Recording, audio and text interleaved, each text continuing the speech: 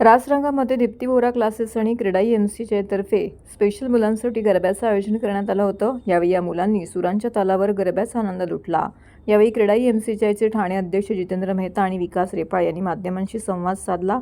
बदलत्या ठाण्यातील नागरिक व तरुण पिढींची स्पंदने लक्षात घेऊन क्रीडाई एमसीएचआयने आश्रय ग्रुप जनसेवा प्रतिष्ठानच्या सहकार्याने ठाण्यातही यंदा रासरंग उत्सव आयोजित केला होता। या उत्सवाच्या 5व्या दिवशी देखील नागरिकांनी अफाट गर्दी करत रासरंग 2024च्या कार्यक्रमाला उत्स्फूर्त असा प्रतिसाद दिला। क्रीडाई एमसीएचआय 2017 मध्ये हा सुरू केलेला हा कार्यक्रम यंदा देखील यशस्वी ठरला आहे। ठाण्यातील हरिओम नगर येथील जकात नाक्यावरती 3 ते 12 ऑक्टोबर दरम्यान या ठिकाणी सायंकाळी मातेच्या आरतीने या उत्सवाला सुरुवात केली जाते। तर अनेक बॉलिवूडमधील कलाकार या ठिकाणी उपस्थित राहून विविध प्रकारचे गाणी सादर करत आहेत, त्याचबरोबर दांड्याचा आनंद देखील लुटत आहेत। हमारे साथ ही है नैतिक, राइट? सब हमारी एक ही टीम है। वहाँ है नैतिक, यहाँ पे यन्नीफ असलम है। आप लोगों के चेंज के लिए हम लोगों ने यहाँ लाया, वरना नैतिक का जादू भाई बेशुमार है और आप सबका भी जादू बेशुमार है। Thank you very much. कि जुगलबंदी मतलब इतना कड़ा मुकाबला था कि खेलैया अच्छा खेल रहे हैं या ये अच्छा बजा रहे हैं, जज करना डिफिकल्ट था, बट वो आपका कमाल है क्योंकि नवरात्रि में ऐसा कुछ क्रिएट करना it's so difficult.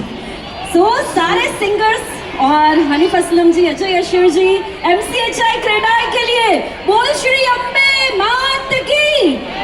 Oh that's the spirit.